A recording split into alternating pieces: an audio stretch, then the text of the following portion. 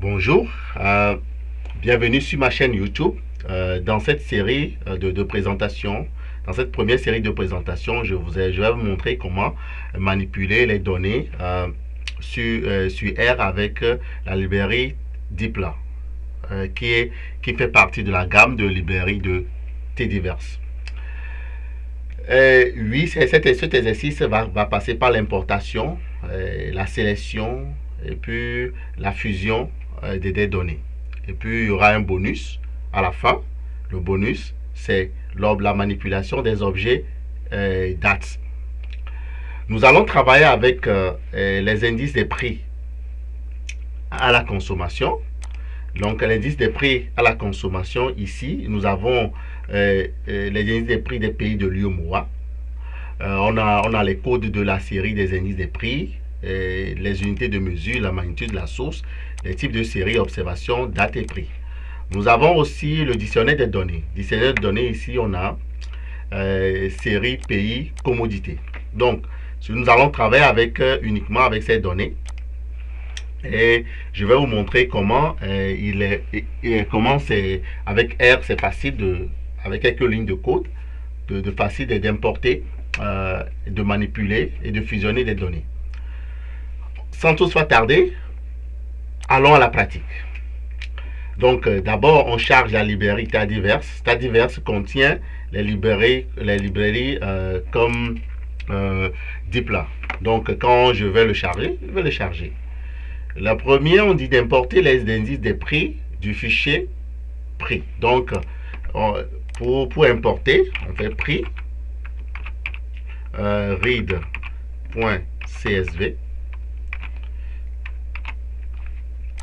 et puis je fais prix. Et aussi, j'exécute. Quand on exécute, on peut voir les informations ici. On peut cliquer aussi pour défiler, pour voir le contenu. Donc, on a le code, mesure, unité de mesure, magnitude, source, type de série, méthode de transformation, date et prix. Donc, c'est bien importé. La deuxième partie, dictionnaire. On dit d'importer aussi dictionnaire. Donc, on va importer les dictionnaires. read.csv. Je copie aussi dictionnaire. Et puis, j'exécute. En exécutant, on peut voir aussi les données, les informations concernant le dictionnaire. On a la série pays commodité. On dit analyser le contenu. Analyser le contenu, c'est avec la fonction str, on peut voir la structure. Oui, on peut voir aussi la structure d'ici, mais avec la fonction str, on peut voir aussi la structure. Donc, str de prix. str de prix. Et puis, str de dictionnaire. Donc, ça permet de voir quelles sont les informations dans le dictionnaire. Donc, dans le dictionnaire, on a les séries, commodité, pays, commodité. Donc, ici, on dit de sélectionner la colonne code, date et prix. Donc, la colonne code, date et prix, c'est dans la base de données de prix. On va utiliser uniquement Dipla pour faire notre opération. Donc, je vais faire prix. Je vais utiliser le pipe, le nouvel attache, comment on attache les données avec le pipe. Donc, on fait la barre verticale et puis supérieur ou égal. Donc, je descends, je fais select. On dit de sélectionner code pays date. Et je roule. Donc, je peux voir ce que la donnée que j'ai sélectionnée. Je peux, en utilisant str, on va apprendre à utiliser str. On utilise str, prix, df. Donc, quand j'exécute, je vois que j'ai sélectionné code, date et prix. Maintenant, on demande de fusionner. Fusionner la base prix et dictionnaire en utilisant la fonction inadjoint. En utilisant série dans la base de données de dictionnaire et code dans la base prix comme clé de fusion. Oui. Qu'est-ce que InAdjoin? InAdjoin, en fait, c'est quand on a deux bases de données, une base de données qui ont les mêmes informations et comme clé de fusion. Et puis je veux augmenter ma base de données avec la seconde base de données. Et pour avoir exactement quelles sont les observations de la base de données A qui se trouve dans la base de données B, là, dans ce cas, je peux utiliser dans ce cas, utiliser InAdjoin pour pouvoir faire l'intersection de cette base de données. Donc, c'est ce que nous allons faire ici. Donc, on va faire prix dictionnaire. Donc, InAdjoin, je prends le prix de dictionnaire où je merge avec, où je fusionne avec dictionnaire. Par quoi? Ici, on dit série et code. Donc, code, c'est dans le prix. Je vais écrire code. Série, je vais écrire série. Exactement. Donc, cela veut dire que donc, le code est dans la base de données prix, comme on vient de le voir. Et série, c'est la clé de la base de données série. Et quand j'exécute, j'ai ma base de données. Donc, on peut voir la structure, str, prix. Donc, str prix, ça me donne ça. Donc, j'ai les informations dans ma base de données. Donc, j'ai code, date, prix, pays. Donc, qu'est-ce que je peux faire? Je peux relocate. Je peux réordonner les données dans ma série. Donc, je fais pays, code, code commodité.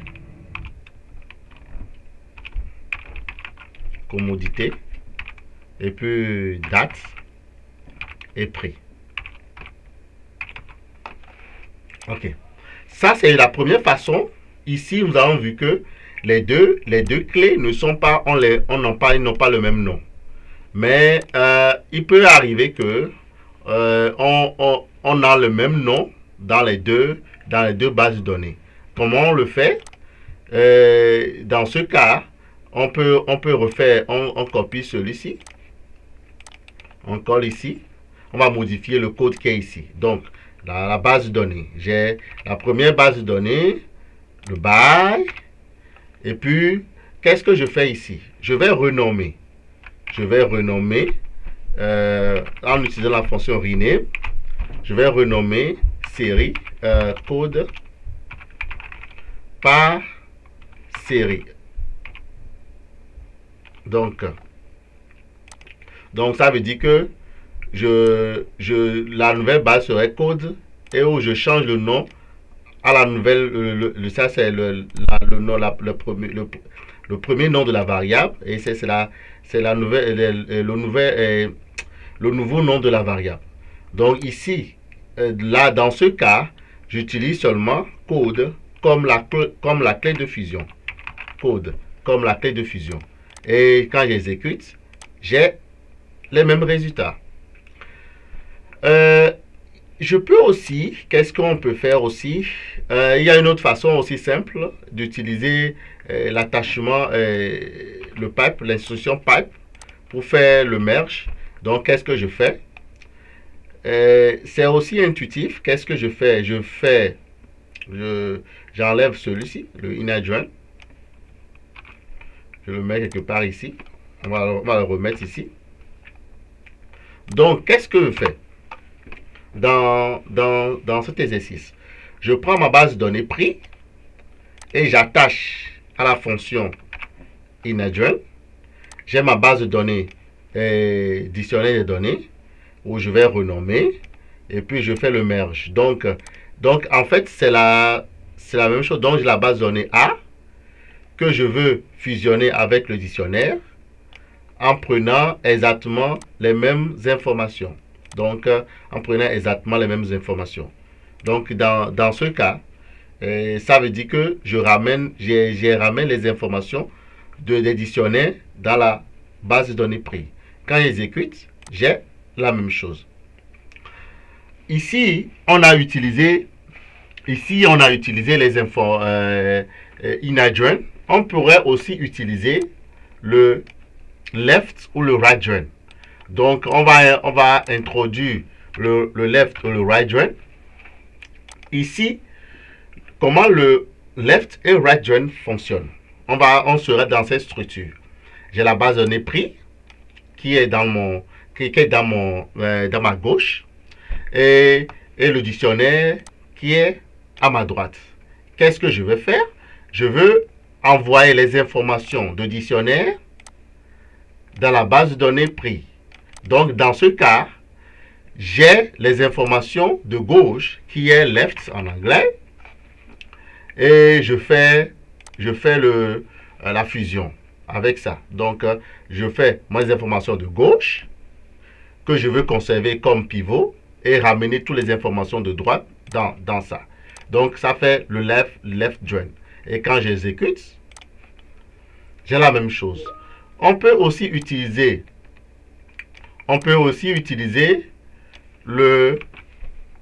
la jointure par la droite. La jointure par la droite. Donc, dans ce cas, qu'est-ce que je fais? J'utilise mes données dictionnaires. Je veux merger, je prends les données dictionnaires et je dis que les informations du dictionnaire, je le laisse, je fais un write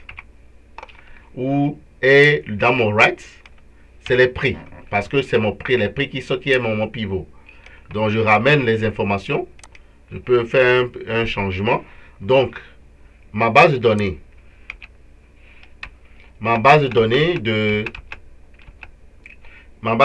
de dictionnaire qui est à gauche, à ma gauche, mais je vais le ramener à ma base de données de droite qui est le prix et j'ai exactement les mêmes instructions qui est ici. Comme bonus, on va parler du bonus. Donc, ce qu'on a vu, on peut utiliser le left join, on peut utiliser le inner join pour faire la fusion. On peut utiliser le inner join et il y a plusieurs utilisations de l'inner join. On peut utiliser le left join et comment ça fonctionne. Et on peut utiliser aussi le right join. Ici, dans le bonus, on va voir comment, quand on display les informations, nous voyons que la date, le format de date n'est pas en format date. Donc, c'est important aussi de le mettre en format date. Comment on va le faire? Généralement, comment on va le faire? On va faire une transformation de la variable date. Donc, pour faire la transformation de la variable date, on utilise mutate. Mutate, ça permet de faire quoi? Date. Donc, as date. Et puis, je fais date. Ma variable, c'est date toujours. C'est pour cela que je fais date. Et puis, le format. Mon format, c'est la première observation, c'est le mois avec la barre. Deuxième observation, c'est le jour avec la barre. Troisième observation, c'est l'année. Donc, je peux aussi faire la même chose que je fais le str